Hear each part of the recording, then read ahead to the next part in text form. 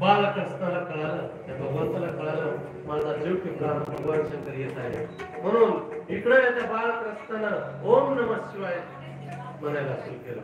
ओम नमः शिवाय, ओम नमः शिवाय, हर हर नमः शिवाय, ओम नमः शिवाय, ओम नमः शिवाय. बालक असतं म्हणताय. आणि सगळं हे चाललेलं फक्त दोघांनाच समजतंय, ऐकते. आणि श्रावण महिन्यातील कृष्ण द्वादशीला भगवान कृष्ण दर्शनाला आले.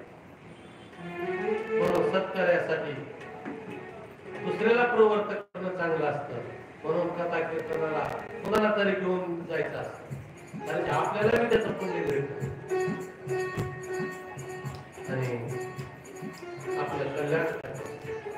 म्हणून भगवंताशिवाय कुणाचाही संग करायचा नाही.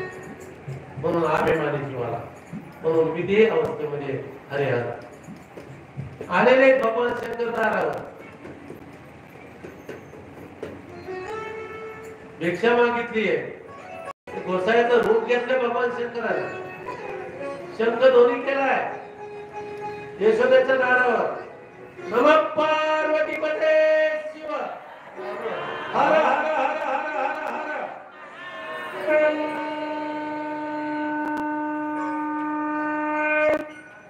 आणि शंख दोन्ही झाला. पार्वती घराबाहेर आल्या. आता आज काय आलं म्हणजे नवीन यशोदा. यशोदा घराबाहेर आल्या. आता काय आलं म्हणजे नवीन आला. कालच ती एक राक्षसी निघून गेली. माझी बाबा कोण आहे. पळत पळत पळत गेली यशोदा. बालकृष्ण पाळण्यामध्ये होते तर मधल्या घरात गेले. पळा थर थर थर थर कापायला लागली यशोदा. नंदनाच्या घरी नाहीये. सर्व सेवेकरी आपापल्या कामाला गेलेले. आणि यशोदेची बोबडी वळायला लागली, कारण की कालच एक दुःख पाहिलं.